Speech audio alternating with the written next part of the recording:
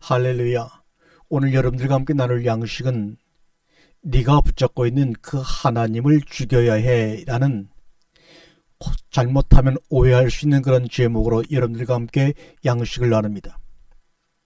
우리가 출애굽기 20장 4절에 보면 너를 위하여 새긴 우상을 만지지 말라 이렇게 말씀하신 내용이 나옵니다. 하나님을 위하여 우상을 만들지 말라가 아니고 너를 위하여. 이 십계명이라는 단어는 원래 히브리어로 발음하면 아세트 하데바림 이런 말입니다. 이 말은 영어로 번역한다면 This is the word. 이것이 말씀이야. 이게 말씀이야. 열이라는 말씀, 한문 성경으로 말하면 10언입니다. 열이라는 말씀. 근데 우리는 십계명이라고 이것을 번역해버리는 바람에 그 안에 숨겨진 본뜻을 잊어버리고 말았습니다. 이 출애굽기 이것이 말씀이야 열이라는 말씀 그 두 증거판은 율법을 주신 것과 관련이 있는 것처럼 우리는 그동안 인식을 하고 살아왔지만 실제로는 하나님 자신을 우리에게 드러내신 것과 관련이 있는 것입니다. 이 십계명을 통하여 하나님을 만나는 것입니다. 그래서 하나님을 만남으로 말미암아 참자 나를 만나는 길을 열어주시기 위해서 하나님께서 광야로 끌어내신 이스라엘 백성들에게 두 증거판을 돌비에 새겨서 모세에게 준 것입니다. 아세트 하데바림 열이라는 말씀 10언이라고 번역하는 것이 맞습니다. 계명이 아닙니다. 그러므로 출애굽기 20장 4절의 말씀 너를 위하여 새긴 우상을 만들지 말라고 하신 이유는 우상의 본질은 바로 다름 아닌 나 자신이라 이런 말씀을 우리에게 각인시켜 주시는 겁니다. 나를 위해 우상을 만드는 것이 그들이 430년 동안 살아왔던 애굽의 세상의 습성입니다. 세상은 나를 부추기고 나를 띄워줍니다. 다른 소리하지 말고 그냥 믿음을 갖고 드리고 섬기고 희생하면 모든 것들이 다 응답이 되고 축복이 될 거야. 그러므로 인내해. 이렇게 말합니다. 이상한 질문하지 말고 믿기만 해. 그리고 금식하고 부르짖고 쥐어쥐어 외치게 되면 응답이 될 거야. 사람의 소리를 하나님의 소리로 알고 그들은 잘못된 신앙생활을 합니다. 그래서 때로는 금식이 유행이 되고 천일 동안 기도하고 헌금을 드리는 천번제라는 이름도 없는 헌금이 등장을 하고 정말로 이상한 일들이 벌어지고 있는데도 누구 하나 질문을 던지고 의문을 제기하지를 않습니다. 그러나 하나님이 없고 출애굽시킨 광야는 그런 곳이 아닙니다. 광야는 진정 내가 누구인지를 배우는 것입니다. 하나님이신 그 두 증거판의 말씀을 통하여 하나님을 만나고 그러므로 인하여 그 안에서 내가 누구인지를 배우는 것이 광야입니다. 하나님을 통하여 하나님을 통하여 만남으로 나를 발견하는 것이 광야입니다. 그러므로 광야처럼 복된 장소는 없습니다. 나의 현실을 나의 참모습을 보여주고 가르쳐주는 것이 광야입니다. 그렇다고 배우고 가르쳐주는 것이라고 해서 답을 잘 아는 사람이 지식이 많은 사람이 성경을 많이 공부한 사람이 되는 장소가 아니라 질문을 잘하는 사람이 되어야 진정 자기가 누구인지를 알 수 있는 것이 광야입니다. 질문을 잘함으로 말미암아 자신이 스스로 겸손해지는 과정을 배워야 합니다. 우리가 살아가는 이 시대는 광야와 같습니다. 이 시대는 정답을 아는 사람이 아니라 질문을 잘하는 사람이 필요한 시대가 된 것을 알아야 합니다. 그런데 광야로 나와서 고기, 옷, 집, 직장, 물을 달라고 하며 아우성치며 폭주를 하고 원망을 합니다. 왜요? 나를 위해, 이게 바로 자신을 위하여 새긴 우상을 만드는 것입니다. 광야에 나와 내가 누구인지를 깨닫고 배우는 것입니다. 너의 실존은 뱀에 물려 죽을 수밖에 없던 존재야. 아멜렉 군대에 의하여 죽어야 하는 존재였어. 성경은 이렇게 말씀하고 있는데 우리들은 아니야. 나는 11조에서 축복을 받아 더욱더 충성을 할 거야. 그리고 보란듯이 멋지게 살 거야. 그게 바로 우상이요 거짓이요 미혹이란 말입니다. 세상 축복의 논리에 따라 I can do it으로 무장을 하고 있고, 교회들도 거기에 뇌와 부동하여 목적을 이루는 삶을 살라고 난립니다. 삼박자 축복이니 난립니다. 그런데 지금 그러한 것들을 주장했던 교회들을 보니 그놈의 삼박자 축복이 어떻게 되어버리고 말았느냐 하는 얘기입니다. 그리고 그것을 하나님으로부터 받았다고 한 목사는 어떻게 하고 있느냐는 말입니다. 우리가 지금 현실로 보고 있잖아요. 깨달아야 합니다. 하나님의 은혜로 교회가 성장하게 됐다고 간증해놓고 자신의 것인 양 자식들에게 교회를 세습시키는 것은 또한 뭐냐 그 말입니다. 땅도 하늘도 세상도 다 아는 사실을 놓고 손바닥으로 가리고 있으니 하나님이 얼마나 분노하시겠냐는 말입니다. 광야라고 하는 것은 하나님이 하늘에서 내려지는 만후, 이게 뭐야 하는 만나를 먹고 죽어야 비로소 살아서 가나안 땅에 들어가는 것입니다. 만나는 세상의 적극적인 사고방식처럼 I can do it처럼 에너지나 꿈을 충만케 해주는 양식이 아닙니다. 먹고 죽음으로 말미암아 가나안 땅에 들어가게끔 하는 하늘로 내려오시는 산 양식입니다. 아침, 점심, 저녁 하루 세 끼를 40년 동안 횟수로 따지면 43,800번이나 마누 이게 뭐지 만나 하면서 먹으면서 죽는 것이 광야입니다. 여기서 무슨 세상의 적극적인 사고방식이니 목적을 이루는 삶이니 자기개발이니 이것 아니지. 광야에서 그러다 진짜 죽습니다. 43,300번 먹어야 가난으로 꼴이 나는 것이 바로 하나님이 내려주시는 만납니다. 우리가 학교에 들어가거나 교회 가서 제일 먼저 배우는 것이 뭡니까? 이게 답이야, 이게 뭐야 라는 질문이 아닙니다. 질문을 잘하도록 배우는 것이 아니라 정답을 외우도록 배우는 것이 우리나라 교육입니다. 이게 답이야, 이게 결론이야. 그래서 그것을 듣고 이상한 질문을 하는 아이들은 외톨이가 됩니다. 이게 답이고 이게 결론인 것을 잘 알고 있으면 그게 만사 형통이라고 합니다. 그 답을 믿고 의심치 않는 것이 믿음이고 순종이라고 배워왔습니다. 이들은 아직도 광야에 있는 것이 아니라 세상의 애굽에 있는 자들입니다. 매일매일 새롭게 이게 뭐야가 광야의 삶입니다. 도전하고 새로운 것을 이끌어내는 창조적인 삶입니다. 하루는 3번씩이나 말입니다. 4차 산업혁명이 돌아온 이 시대에는 바로 이게 뭐야라고 하는 매일매일 새롭게 광야의 삶을 살아가는 사람에게 정말로 기회가 되는 시대가 도래하고 말았습니다. 1차 산업혁명을 통하여 인간의 노동과 인간의 근력이 아무것도 아니라는 것이 신기기관이나 자동차나 다양한 기계를 통하여 증명되었습니다. 4차 혁명을 통하여 인간의 정신 능력이 얼마나 허무하고 약한 것인지 알파고와 이세돌의 바둑경기를 통하여 증명되었습니다. 그러면 인간의 근력과 인간의 정신이 아무것도 아니라고 증명된 4차 혁명 시대에 살아가는 우리들은 무엇으로 살아가야 됩니까?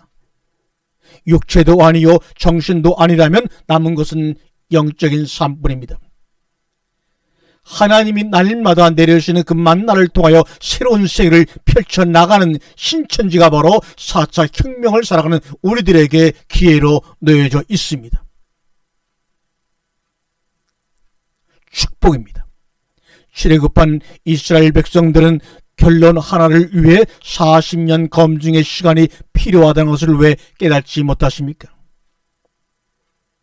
정답을 많이 알고 있으면 정작 축복받은 데가 참 나인지를 알게 됩니다. 그것은 불행한 것입니다. 절대로 그렇지가 않아요. 그게 바로 우상입니다. 너를 위하여 우상을 만들지 말라, 그렇게 말씀하시는 거죠. 그것은 애굽에서 알고 있는, 가르쳐주고 있는 나라는 잘못된 나입니다. 진짜 나는 언제나 하나님 말씀 앞에서 질문하며 먹게 되어 있습니다. 그런데 우리 교회는 이 질문을 처음부터 완전 봉쇄하고 있어요. 지금까지 온갖 안 보이는 위협을 해대면서 말입니다. 하나님을 만나지 않으려고 하고 자신을 만나지 않으려고 하니까 하나님이 십계명을 줘서 자신을 만나게 하였던 것입니다. 자신을 드러내시고 그 드러내신 자신을 만남으로 말미암아 우리의 참 자신을 만나서 광야에서 폭로시키려고 두 증거판에 돌비의 세계에서 우리에게 말씀을 주셨던 것입니다.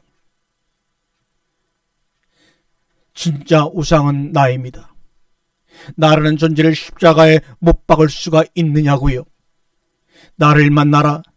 자기를 정답을 그동안 알고 있던 고정적인 인식을 내려놓기 싫으니까 온갖 변명을 하고 합리화시키고 떠나가 버리고 맙니다. 애굽에서 벽돌 굽는 것 기쁨으로 했지요. 왜요? 먹고 마시는 것에 충분한 대가를 지불하기 때문에요. 그런데 광야에서 벽돌을 구우라면 굽겠어요? 아무런 대가도 받을 수가 없는데요. 그래서 온갖 불평하고 원망하고 대모하고 금송아지를 만들어 하나님을 분노케 하고 모세와 아론을 원망하지 않습니까? 왜요? 애굽서 굽던 것이 가짜이기 때문에 진짜라면 그 벽돌을 왜 광야에서는 안 굽겠어요? 여기서 벽돌은 바로 우리가 세상에 먹고 마시고 입는 것을 얘기할 수도 있고 교회 내에서는 각종 의식적인 행위를 얘기할 수도 있습니다. 그들은 수만 가지 세상의 매뉴얼을 지켜내다가 광야로 나오니 아무것도 안 합니다. 그 아무것도 안 하고 있는 나를 만나시라니까요. 우리 예수님은 이렇게 말하고 있지 않습니까? 게으른 자는 악한 자라고 악한 종이라고 말하고 있습니다. 진정 그동안 세상에서 애굽세우던 모든 것들이 진정 참이라면 광야로 나와서 기쁨으로 그것을 감당해야 되는데 감당하지 않고 놀고 있는 게으른 자들을 향하여 너희는 악한 자라고 주님이 말씀하고 있습니다. 내가 진짜 하나님을 사랑해서 신앙생활을 했었는지 아니면 종교라는 매뉴얼 속에서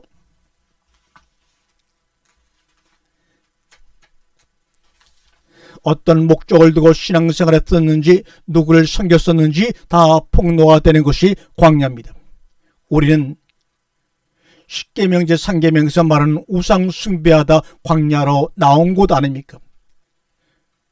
직장을 우상으로, 가정을 우상으로, 배움을 우상으로, 종교를 우상으로 온갖 각종 수많은 다신의 우상을 숭배하다 광야로 하나님의 은혜로 강제로 끌려 나온 곳 아닙니까?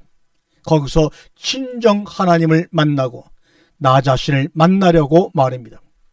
그래서 하나님은 당신의 이름이 뭐냐고 묻는 모세에게 출애굽기 3장 14절에 I am that I am 에우에 아쉘 예우에 나는 스스로 있는 자야 이렇게 번역했지만 잘못된 번역이죠. 어떻게 I am that I am이 나는 스스로 있는 자라고 번역이 됩니까?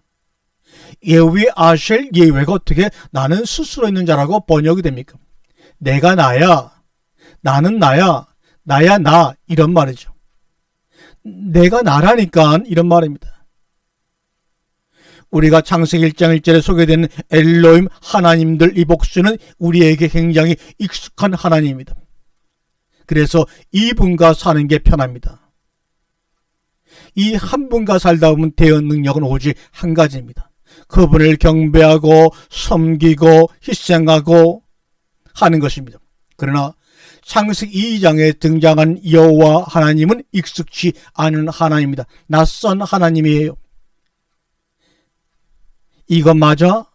이게 뭐야? 바로 이 여호와 엘로힘과 광야서 사는 것입니다. 그러니 불편하고 때로는 낯섭니다. 그래서 그분과 살려면 뭡니까? 매일매일 광야에서 만나를 40년 동안 먼 것처럼 43,800가지 이상의 대응 능력이 생길 수밖에 없는 겁니다. 이들이 바로 이 시대를 끌어가는 시대의 주인공으로 설 것입니다. 하나님의 청년들이 하나님의 사람들이 바로 이러한 대응 능력을 갖고 이 시대를 말씀으로 선도하기를 간절히 축원합니다. 엘로힘만 알았던 사람들이 광야에서 여호와를 배우러 나가는 것입니다. 나는 스스로 나는 나라고 하는 그 아셀 에우의 아셀 그분을 배우러 나가는 겁니다.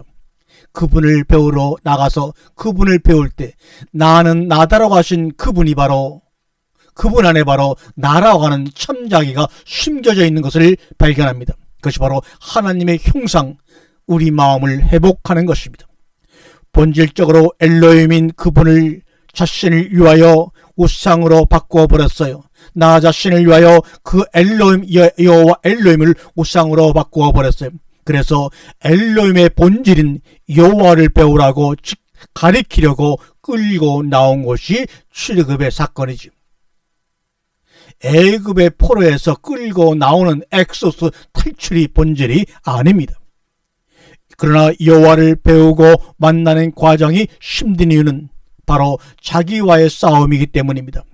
자기와의 만남이기 때문입니다. 광야는 참 자기의 시련 장소입니다. 43,800번씩이나 바꿔가면서 그러나 애굽에서는 하나도 다양한 삶이 없고 바뀌질 않습니다. 매일매일 수십 년의 삶이 그 사람입니다. 해 아래 아무것도 새 것이 존재하지 않습니다. I am that I am. 착한 사람, 부자, 권력가 이런 사람 안 바뀝니다. 광야에서는 뭐라고 합니까? 나는 뭐지? Who I am. 그런데 광야에 나오니 나는 뭐지가 바뀌기 시작합니다. 43,800번씩이나 자신의 모습이 바뀌면서 그러다 내가 누구인지 알게 될 때 내가 하나님 안에 하나님이 내 안에 있는 것을 비로소 발견하며 하나님의 형상을 회복하여 일곱째 날 안식으로 들어가게 되는 것이 바로 광야입니다. 십계명에서 말하는 우상이란 돈, 권력, 자식, 외모, 수준의 그 정도 낮은 우상을 말하는 것이 아닙니다. 너는 그동안 엘로힘을 하나님을 이용해 먹었지, 예수의 이름을 사용하여 하나님의 이름을 이용해 먹었지. 그럼 광야로 나와서 여호와를 한번 만나봐. 그럼 진짜 누가 우상인지, 진짜 누가 신인지를 알게 될 거야 이 말이에요. 애굽에서 진짜 엘로힘의 이름은 바로 나 자신이었습니다. 그런데 광야에 나와서 진짜 신의 이름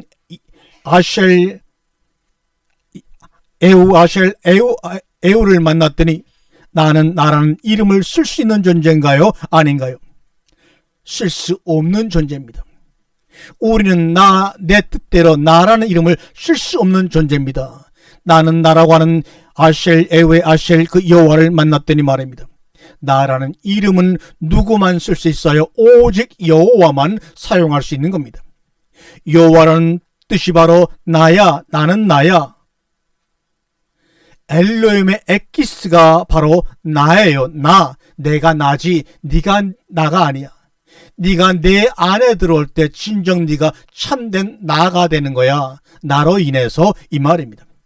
광야에서 나와 그 참 나 여호와를 통해 나를 배우고 알고 깨닫는 겁니다. 애굽에 있을 때 엘로힘을 뭘로 섬기고 있었어요? 우상으로 섬겼습니다.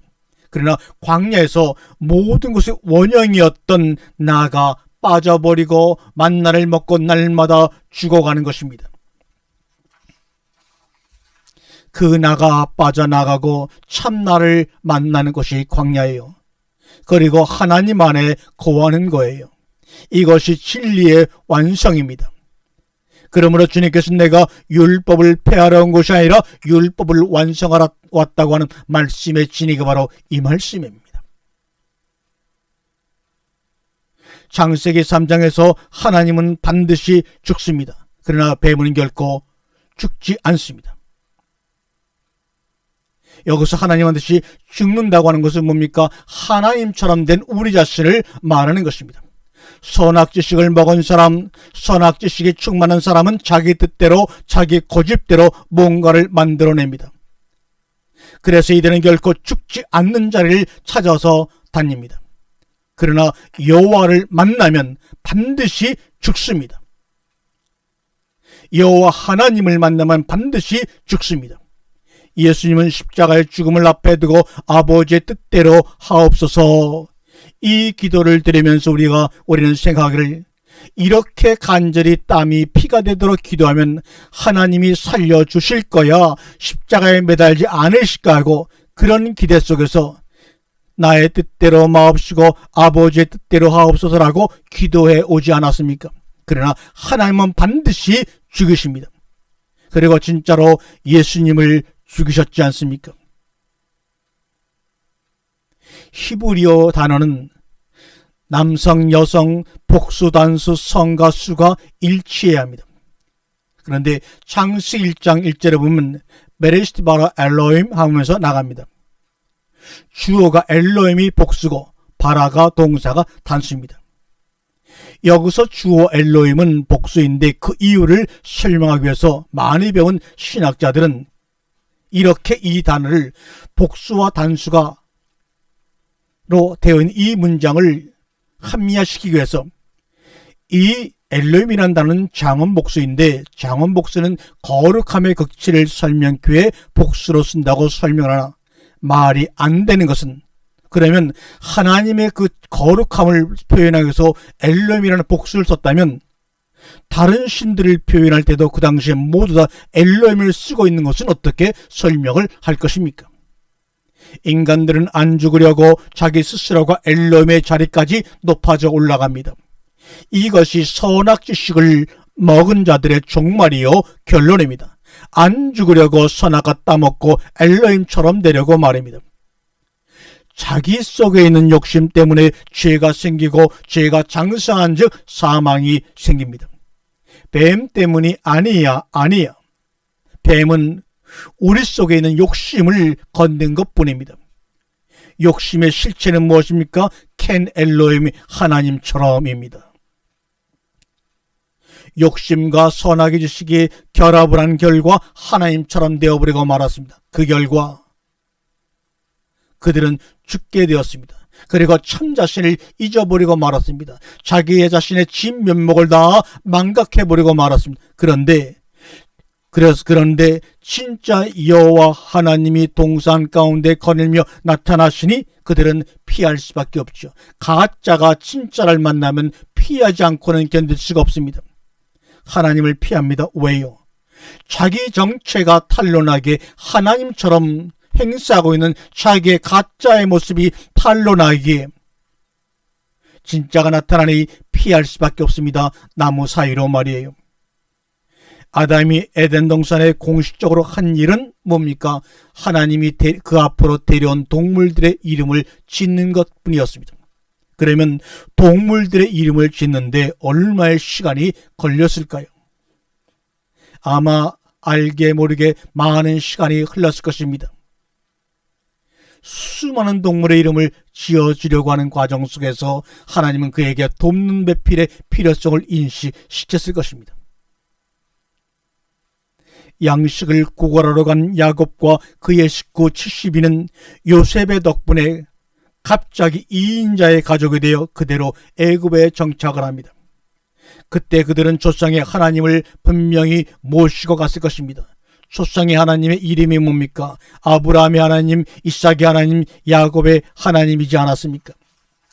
그리고 후에 애굽을 출애굽할 때는 그 아브라함의 하나님, 이삭의 하나님, 야곱의 하나님을 믿는 엘로임 신앙인들 60만 명이 따라 나온 것이 아닙니까? 욕심이 잉태하면 선악과를 먹으면 죄가 잉태하고 죄가 장성하면 사망에 이릅니다. 이들은 예수님의 이름으로 자기들의 열심으로 믿음으로 뭔가를 만들어 내려고 하는 무리들입니다. 왜 하나님을 만나려고 해야지 뭔가를 만들어 내려고 지금도 그렇게 생명을 걸고 헌신합니까? 뭔가를 만들어내는 자리는 반드시 선악으로 갈라지게 되어 있습니다. 이때 선악과의 기준은 자기의 의입니다. 교회 성장, 교회 건축, 해외 선교, 구제, 교육, 이 모든 기준은 자기 자신의 생각이 결정해버리고 맙니다. 그 생각의 기준 위에 뭔가를 만들어내니 당연히 성각으로 갈라지고 분열하고 미움밖에 남는 것이 아무것도 없습니다. 마지막 종착역은 영원한 죽음입니다. 그런데 인간의 욕심이 거기에 매몰되게 만들어 결국은 사망에 이르게 된다는 것을 알지를 못해요. 하나님을 위한다고 했던 모든 일들이 하나님과 만나는 장애물과 담벼락이 되고 있다는 사실을 왜 그리도 깨닫지를 못하십니까? 욕심만 있으면 그래도 괜찮아요. 인간에게 그럴 수 있다고 칩니다.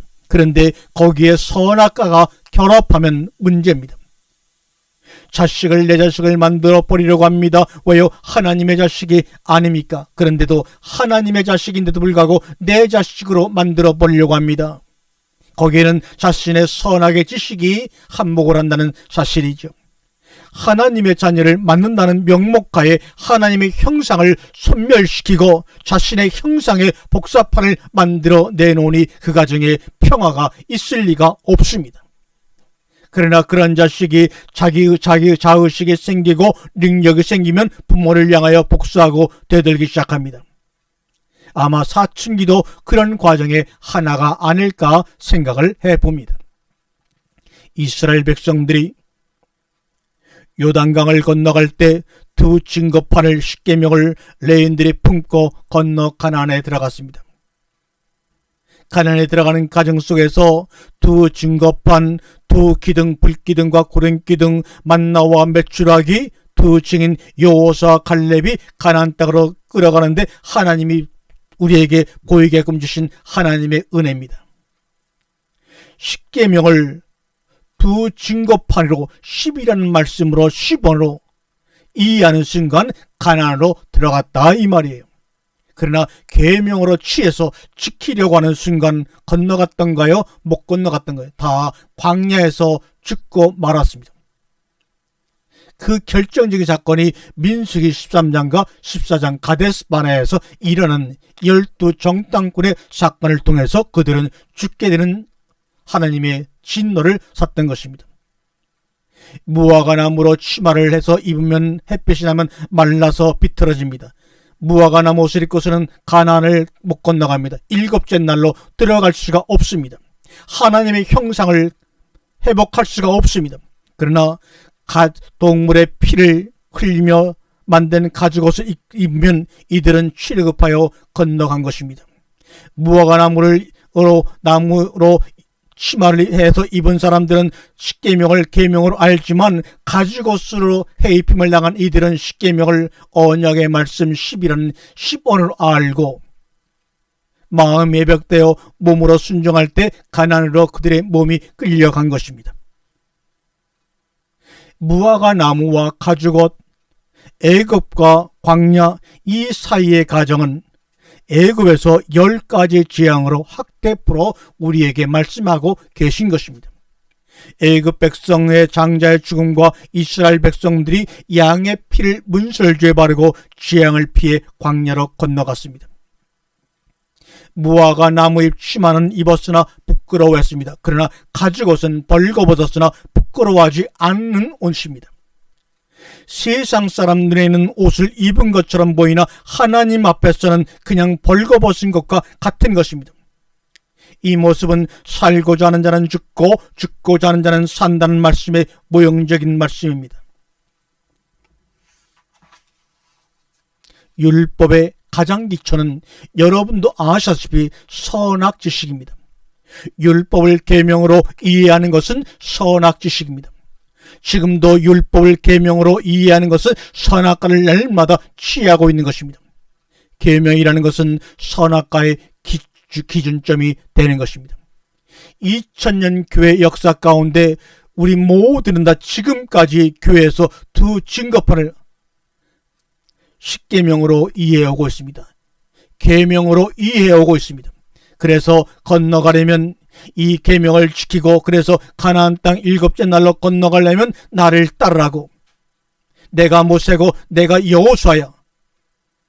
이게 바로 거짓 선자요 양의 탈을 쓴 일이요 늑대입니다. 하나님이 함께하지 아니하면 어떻게 수많은 교인과 이런 대형교회를 만들 수가 있겠어? 그러므로 너희들은 나를 따르라. 이런 신의 은사가 하나님이 함께하지 않으면 어떻게 일어날 수 있겠어? 그러므로 너는 나를 따르라. 이런 거짓 선자와 양의 탈을 쓴 늑대가 이 시대에도 아직도 많이 있습니다. 사랑하는 여러분, 선악의 지식은 계명이 아니라 두 증거판을 읽으라 그 말입니다. 양식으로 먹자 그 말입니다. 법이 아니라 계명이 아니라 밥이야 이 말입니다. 수많은 거짓 선자와 양의 탈을 쓴 이리와 늑대들은 이 증거판을 법이라고 계명이라고 하면서 너희들이 나라로 인하여지 않으면 이 법을 지켜서 가나안 땅으로 건너갈 수 없다고 하는 그들을 향해, 바리새인들을 향해 예수님은 자신을 십자가에 달려 죽으심을 당하면서까지도 아니야, 그건 법이 아니라 밥이야, 하늘로서 내려온 생명의 양식이라고 외쳤던 것 아닙니까? 그런데 아직도 그것이 계명이라고 법이라고 하는 자들이 있다면 그들의 정체는 무엇입니까? 법이 아니요 계명이 아니요 생명의 양식 밥입니다. 10가지 재앙은 애굽에서 일어났던 것입니다. 10개의 계명은 광야에서 하나님이 우리에게 주신 것입니다. 이 말은 무슨 말입니까? 내가 너희에게 준 이 두 증거판의 돌비의 말씀들을 너희가 십계명으로 계명으로 받아들이면 애굽에서처럼 10가지의 재앙이 너희에게 임한다는 것입니다. 그러므로 십계명으로 받아들일 것이 아니라 두 증거판으로, 언약의 말씀으로, 밥으로, 양식으로 받아들여야 합니다. 두 증거판에 대해서 우리 마음 속에 새겨져야 합니다.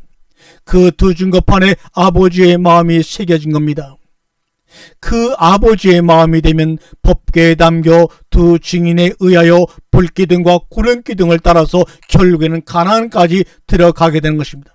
가나안 땅에 들어가서 지성소 안에 함께 감으로 하나님 안에 내가 하나님 안에 하나님의 영광이 나에게 임함으로 말미암아 나의 온 삶을 통해 하나님의 영광이 드러나는 것이지, 하나님께 영광을 돌리는 노력적인 삶을 살라는 것이 아니요, 이것이 바로 구원사의 여정입니다. 그러나 두 증거판으로 받지 아니하고 계명으로 받으면 광야에서 몽땅 재앙이 되어 죽어지는 것입니다. 민수기 26장 62절에 두 번째 인구 계수가 몇 명인지를 파악하는 일이 벌어집니다. 그런데 그 인구를 계수하는 장소가 참으로 주목해 봐야 될 장소입니다. 여리고 맞은편 요단강 모압 평지에서, 이것은 바로 요단강 동쪽입니다. 이 말은 무슨 말이냐?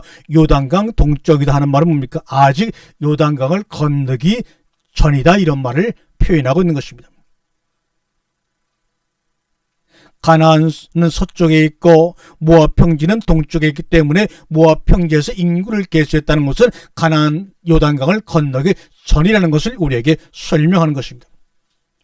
이 요단강이라는 것은 갈릴리 호수에서 출발해 사해로 흘러들어가는 이스라엘의 유일한 영구적인 강입니다. 길이가 총 한 250km 이상 되는 아주 긴 강입니다. 또한 우리가 요한복음 1장 28절에 보면은 세례 요한이 세례를 주던 장소에 대해서도 말하고 있죠.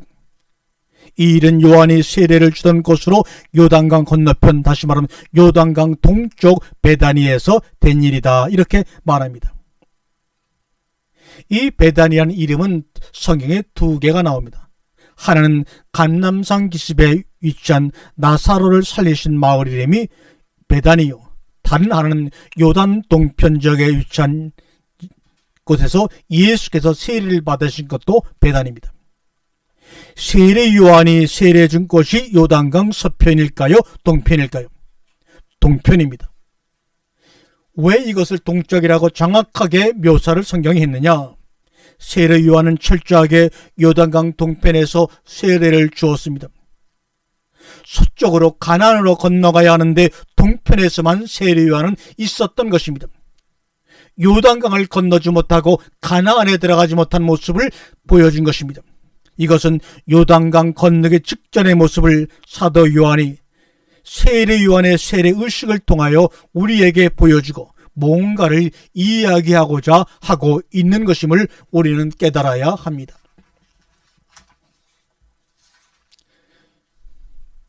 (65절의) 말입니다. 그들이 반드시 광야에서 죽으리라.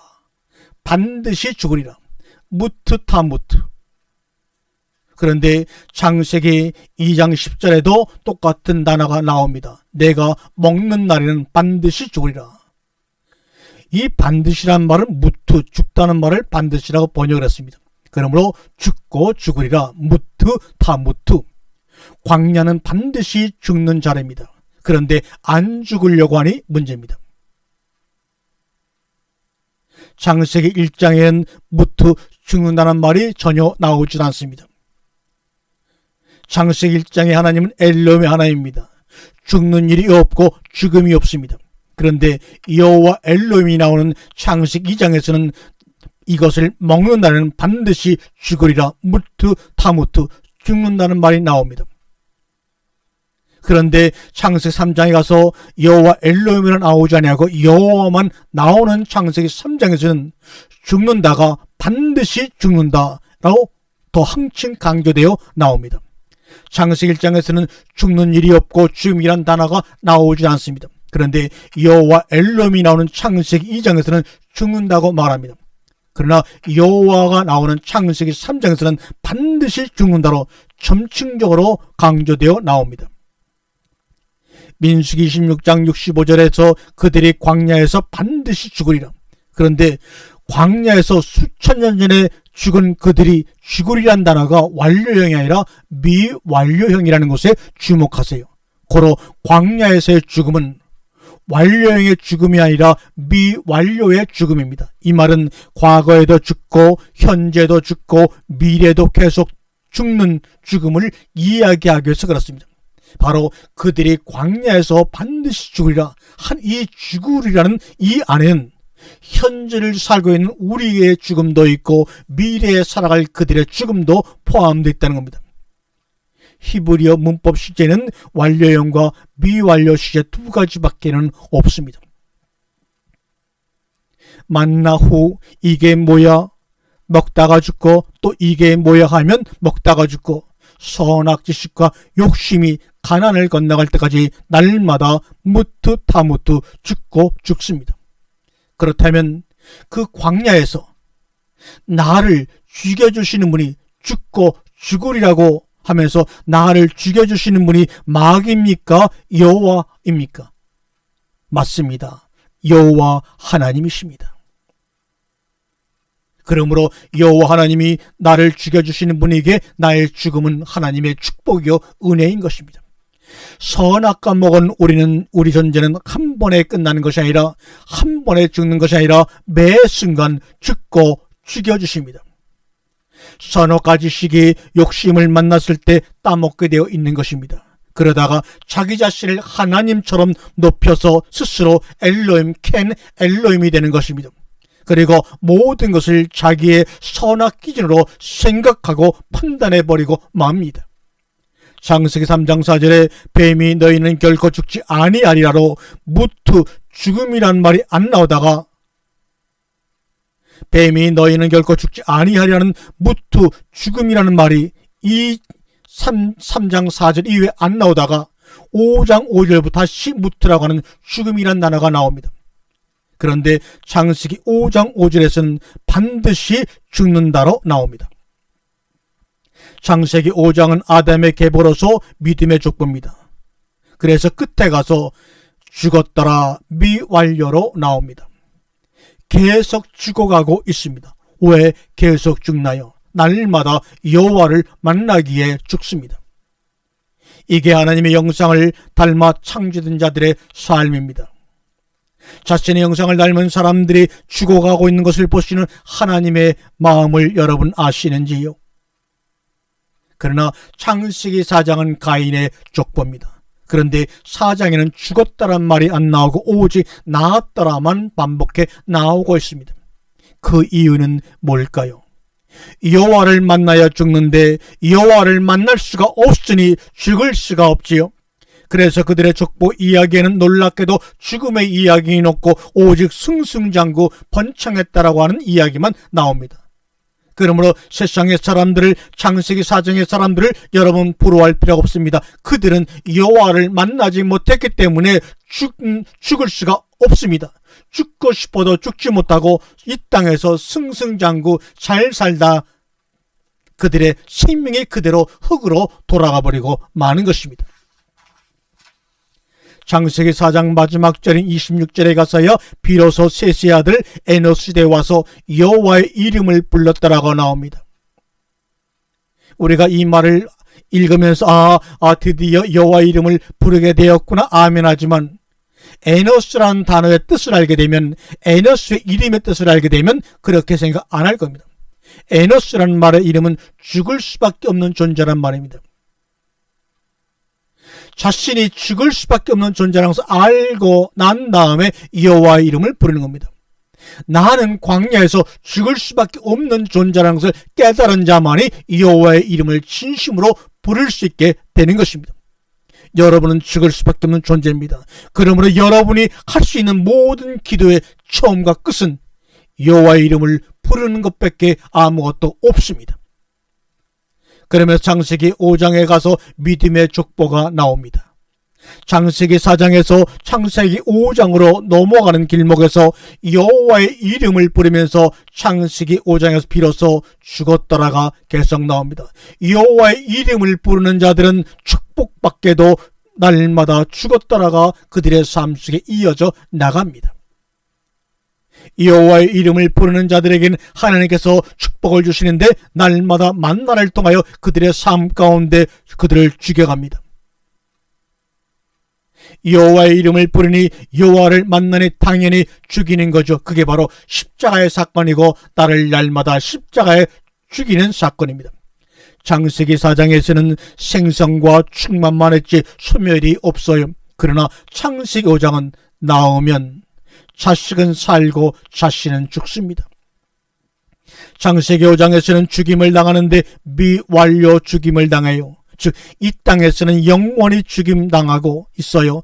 그래서 그 길이 좁은 문이요 협잡한 길이라고 말씀하고 있는 겁니다.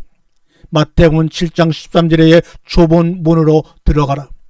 생명으로 인도하는 문은 협착하여 찾는 자가 적으니라고 말씀하고 있지요. 여기서 좁은 길은 우리가 말하는 골목길이나 샛길이 아닙니다. 적들로 인해 둘러싸인 협잡한 길을 말할 때 좁은 길이라고 하는 거예요. 일종의 죽음의 골짜기요 고난의 길이라 할 수가 있습니다. 협잡한 길이란 히브리어로 무자크라는 말인데, 이 무자크라는 말은 적군에 의해 에워싸임을 당하다고 할 때 무자크라는 말을 씁니다. 데릴라가 삼손을 재촉하여 조름에 사용한 단어가 바로 무자크입니다. 그러면 넓은 길이란 무슨 길입니까? 편한 예수, 번영의 예수, 황금송아지 예수, 번영의 신학을 말합니다.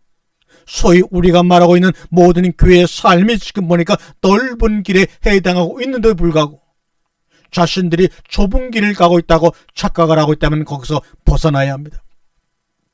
이 좁은 길과 넓은 길의 이야기는 믿는 사람과 안 믿는 사람들의 이야기가 아닙니다. 이 좁은 길과 넓은 길이라는 이야기는 일반 성도를 향하는 경고가 아니라 뒤 문맥을 보면 반드시 분명히 거짓 선지자들에게 주시는 경고라는 것을 누구나 쉽게 알 수가 있습니다. 원래 성경은 장절 구분이 없었다는 것을 기억하시길 바랍니다. 거짓 선지자, 노략질하는 일이 양의 탈을 쓴 늑대를 향하여 주님은 나 너희를 도무지 알지 못한다 하셨습니다. 그러면서 내게서 떠나가라 명하십니다. 이 시대의 거짓 선지자, 일이, 늑대, 목자들은 누구일까요? 어쩌면 이 시대 에리트 목사라고 자처하는 이들 혹은 메가처치의 목사들이 아닐까 조심스럽게 생각도 해봅니다. 이들은 늑대와 이리의 본질을 갖고 있으면서 선한 목자로 둔갑하여 천국으로 성도들을 인도한다고 외치고 있으나 탐욕의 눈먼 자가 되어 어떻게 천국으로 인도를 할 수가 있겠습니까? 처음부터 불가능한 일이었습니다. 죽임을 당하면서 가는 목자, 이것이 바로 성경에서 말하는 선한 목자입니다. 그런데 중간에 안 죽는 인간 이야기가 나옵니다. 바로 에녹과 엘리야입니다. 그리고 창세기 5장 믿음의 족보에서 유일하게 죽었다라로 끝나지 않는 사람이 있는데 바로 여러분이 아는 노아입니다. 창세기 5장 3절 32절에 노아는 500세 된 후에 셈과 함과 야벳을 낳았다라고 그의 생애를 마치고 있습니다. 노아는 창세기 6장 7장 8장의 인간들의 죽음을 다 보고 비로소 9장 29절에 그의 나이 95세에 죽었더라 미완료로 마무리합니다. 여기서 노아가 완성이 되는 겁니다. 그러나 미완료 죽음 말고도 성경에는 완료형 죽음도 나옵니다. 창세기 19장 19절에 내가 죽을까나이다 할 때 이 죽음은 바로 롯의 고백인데 이때 죽음은 그냥 끝나는 죽음입니다. 그 이유는 심판이기에 그렇습니다. 창세기 33장 13절에 죽음, 짐승들의 죽음도 마찬가지입니다. 그러면 계속 죽는 게 구원일까요? 한 방에 딱 죽고 끝나는 게 구원일까요? 계속 죽는 것이 구원이요, 영생입니다. 이게 바로 아이러니하다는 겁니다. 그게 바로 십자가의 비밀입니다. 그러므로 여러분이 날마다 삶 가운데 죽음을 당하고 있다면 여러분은 구원을 받고 있는 것이요, 영생 가운데 들어가는 것입니다. 그것이 바로 예수님이 짊어지신 십자가의 비밀이 여러분 가운데 이루어져 완성되어 가고 있는 것입니다. 출애굽기 1장 16절에 남자애든 죽이고, 여기서 죽인다는 말도 바로 완료형 단번에 죽는 것입니다. 바라가 죽이는 죽임은 한 방에 죽는 것입니다. 그러나 하나님은 계속하여 우리를 죽여주십니다. 계속 죽는 게 바로 영생입니다. 출애굽기 4장 19절에 내 목숨을 노리던 자들이 다 죽었다 할 때도 한 번에 죽는 완료형 죽음입니다. 모세와 이스라엘인들은 광야에서 끊임없이 만나 후 이게 뭐야 하고 만나를 먹고 죽고를 반복하다가 40년 만에 가나안에 입성합니다. 하나님을 알아가는 참된 방식은 오직 하나입니다. 죽음으로 알아가는 방식입니다. 창세기 5장은 죽음의 족보입니다. 여호와가 죽이십니다. 이때 자신을 뒤돌아보시기 바랍니다. 그렇지 않고 이게 뭐예요 하는 순간 엘로힘의 이름을 망령되 일컫는 자가 되는 것입니다. 누구나 한 번으로 깨끗하게 죽을 수가 없어요. 우리의 지식과 체험이 끊임없이 죽임을 당해야 됩니다. 이게 바로 이 땅에서의 우리들의 삶이요, 광야의 진정한 삶입니다. 성전이 꼭 하나님인 줄 알았던 그들이 성막을 봤을 때 그 충격은 엄청났을 것입니다. 왜요? 성막이 너무나 초라해서 저렇게 초라한 천막 안에 어떻게 거룩하신 하나님이 계실 수가 있는가 하고 그들을 이해하지 못하고 충격을 받았을 것입니다. 또한 그들은 성전뜰 마당에서 그래서 그들은 성전뜰 마당에서 재물에 타는 연기만 보다 갔습니다. 오직 제사장과 대제사장만이 성소에 들어갈 수 있었던 것입니다. 하나님이 두 증거판과 성막을 하나님을 만나라고 줬더니 두 증거판은 십계명으로 성막은 거대한 성전으로 바꾸어버리고 말았습니다. 이것이 그때만 아니라 지금도 그렇지 않습니까? 언약의 말씀을 계명으로 써먹고 있어요. 다듬지 않은 돌로 만든 성막을 부숴버리고 다듬은 돌로 규격 지은 벽돌로 커다란 성전을 눈에 보이게 화려하게 짓고 바꾸어버리고 말았어요. 모세 당시의 얘기만 아니라 지금 우리가 사는 이 시대의 이야기가 아니고 뭡니까? 하나님 아버지를 만나는데 사용치 않고 자신의 종교 위지 교회를 유지하기 위해서 써먹어버리고 말았습니다. 원래는 하나님 아버지를 만나서 온전해지라고 주신 건데요, 서로서로의 영광을 주고받는 것을 위해서 그들이 모든 것들을 써먹고 말았단 말입니다. 그래서 두 증거판을 십계명으로 받은 이들은 그 계명을 안 지키면 열장에 되어 결국은 되돌아오는 겁니다. 만일 광야에서 두 증거포를 안 받고 십계명으로 받으면 다시 애굽으로 환원하는 것입니다. 그래서 이스라엘 백성들이 가나안 땅을 정복하고 왕국을 세웠지만 솔로몬 이외 모든 왕들이 껍데기는 유일신 여호와를 섬기는 종교였지만 속은 다 애굽으로 치장하고 말지 않습니까?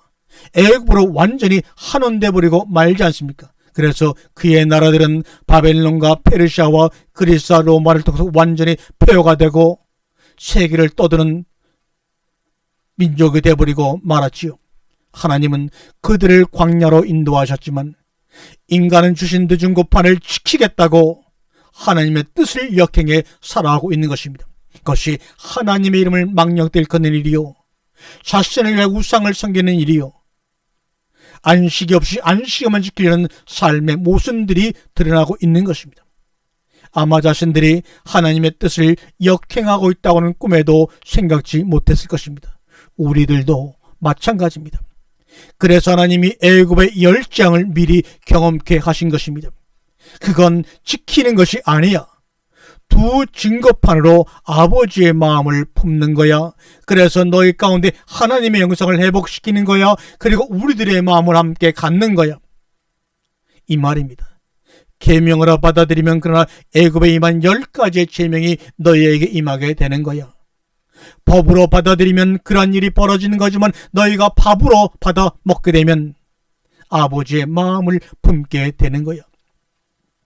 마가복음 2장 23절과 28절에 보면 안식일에 예수의 제자들이 밀밭 사이를 거닐다가 배가 고파서 이삭을 잘라먹는 사건이 나오지 않습니까? 여기에 등장인물은 예수와 제자와 바리새인이 등장합니다. 그 논쟁의 핵심은 바리새인은 계명으로 예수님께 물어봤습니다. 당신의 제자들이 안식일에 하지 못한 일을 하나이다. 계명으로 질문합니다. 안식일 문제로 비하돼 버리고 맙니다. 그러자 주님은 그 질문에 먹는 것으로 양식으로 답을 하십니다. 배고픔으로 대답하십니다.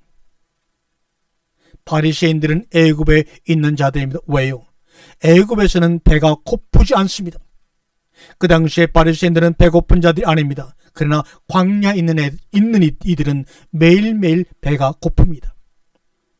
27절에 안식일이 사람을 위하여 있는 것이지 사람이 안식일인 일을 위하여 있는 것이 아니라고 주님이 선언합니다.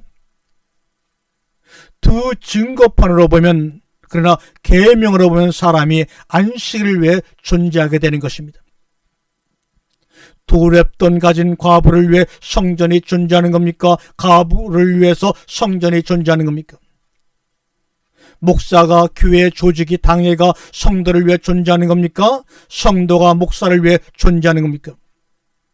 그런데도 불구하고 분에 넘치는 교회를 짓겠다고 담보를 잡히고 성도들의 재물을 담보를 잡고 은행에서 돈을 빌려다가 짓는 것이 과연 교회가 성도를 위한 행위입니까? 성도가 교회를 위해서 담보로 붙잡혀 있는 꼴입니까? 지금 세상의 모든 것들이 교회가 뒤집혀져 있잖아요. 인자는 안식일의 주인이라고 말씀을 하셨잖아요. 그런데 안식일은 사람을 위해 존재하지 않습니다. 결론은 인자는 사람을 위해 존재하는 것이라고 말씀합니다. 내가 너희를 섬기러 왔다는 것입니다. 너희를 위해 밥이 되기 위해 죽으러 왔다는 것입니다. 주님이 스스로 죽음을 당하시면서 말미암아 우리에게 밥이 되어 주셨는데도 어떻게 우리가 당신을 먹을 수가 있습니까? 내가 당신을 섬기고 지키겠습니다라고 하는 이들이요, 정신을 차리시길 바랍니다. 하나님은 광야에 나온 모든 사람들을 섬기고 있었단 말이에요. 그 두 증거판이 우리가 알고 있는 십계명과 성막입니다. 그 두 증거판을 가지고 불기둥과 구름기둥, 만나와 메추라기, 여호수아, 갈렙을 통해서 우리를 섬기고 계신단 말이에요.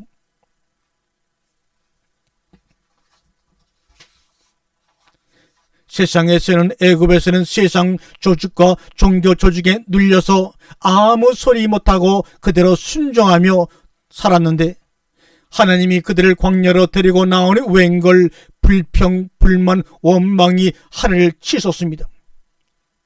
애굽에서는 세상 조직에 눌려 자기의 정체를 모르거나 속이고 살아갈 수가 있었으나 광야로 나오니 자기들의 정체가 몽땅 폭로당하는 겁니다. 하나님처럼 돼버린 자신을 숨겼던 그런 하나님처럼 돼버린 자신의 정체가 그대로 폭로되고 맙니다. 그러니 그들은 분노하고 원망하고 불평할 수밖에 없던 것이 부족한 것 때문에 그런 것이 아니라는 사실을 깨달아야 합니다. 하나님처럼이 감히 하나님을 대항해 나가면서 말입니다. 이 하나님처럼이 죽임을 당하면서 참 하나님 아버지를 만나고 나 자신을 직면하는 것이 광야입니다. 안식은 상황과 조건 가운데서 이루어지는 것이 절대로 아닙니다. 그 하나님을 만났을 때 그 안식이 이루어지는 것입니다. 우리가 두 증거판을 신 그 말씀을 통하여 우리 가운데서 안식이 일어나는 것입니다.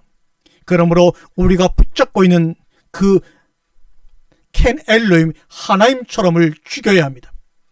내가 죽는다는 말이 뭔 말입니까? 내 속에 하나님처럼 되어가 죽는 것입니다. 하나님을 만나면 내 속에 하나님처럼 켄 엘로힘이 죽습니다. 그러면 참 하나님이 우리에게 안식을 주십니다. 그런데 우리는 죽음을 빼고 안식만 생각하고 있습니다. 안 죽고 어떻게 안식을 얻을 수가 있습니까? 내가 붙잡고 있는 그 하나님을 죽여야 하는 것이죠. 그러면 나만 남아요. 그 나에게 하나님이 안식을 주십니다. 안 죽었으면 내 안에 안식이 없는 것이요, 일곱째 날에 들어갈 수가 없는 것입니다. 내 속에 하나님처럼이 죽으니 내가 진정 보이기 시작합니다. 내가 누구인지 나를 알게 되는 것입니다. 나를 보니 하나님과 내가 끊어져 있는 거야. 아니야, 일방적으로 내가 끊어버렸던 거구나. 그것을 연결시켜주는 것이 은혜요. 그것이 안식이고 거룩이고 구원이고 영생입니다. 할렐루야. 아멘.